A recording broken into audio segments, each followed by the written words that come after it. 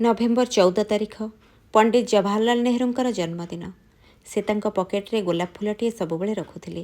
ଯେତେବେଳେ ଖୁସି ହୋଇଯାଆନ୍ତି ପିଲାମାନଙ୍କୁ ଗୋଲାପ ଫୁଲଟିଏ ଦିଅନ୍ତି। ତେଣୁ ପିଲାମାନେ ଶ୍ରଦ୍ଧାରେ ତାଙ୍କୁ ଚାଚା ନେହେରୁ ବୋଲି ଡାକୁଥିଲେ।